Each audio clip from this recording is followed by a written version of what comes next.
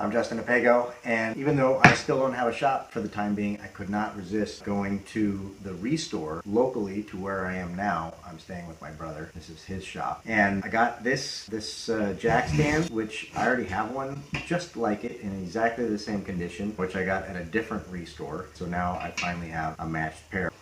But that's not what I wanted to talk about.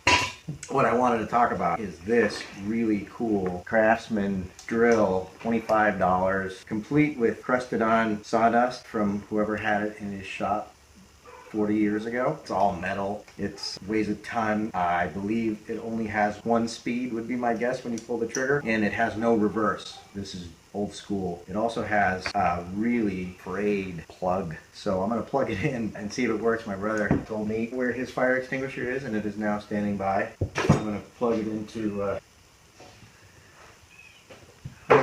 this extension cord, which is not plugged in, and then I will plug in the extension cord so I'm not actually touching the drill when the power comes on.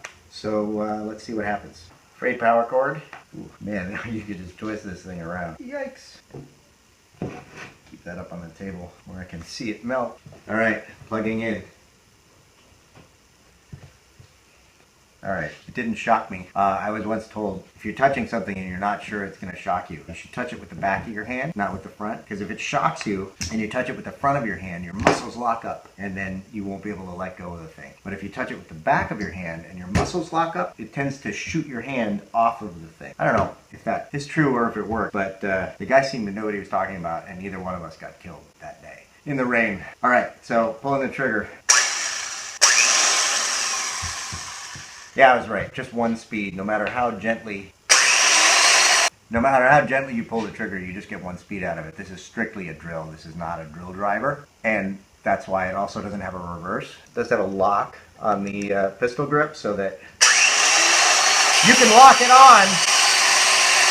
It all works perfectly.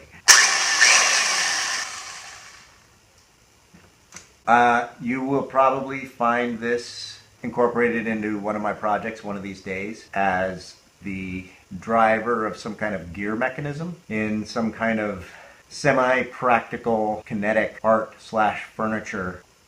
I'm just guessing, knowing me, it'll be something that lifts whiskey bottles up and down, makes it easier to access your alcohol. I'm working on a plan in my head right now.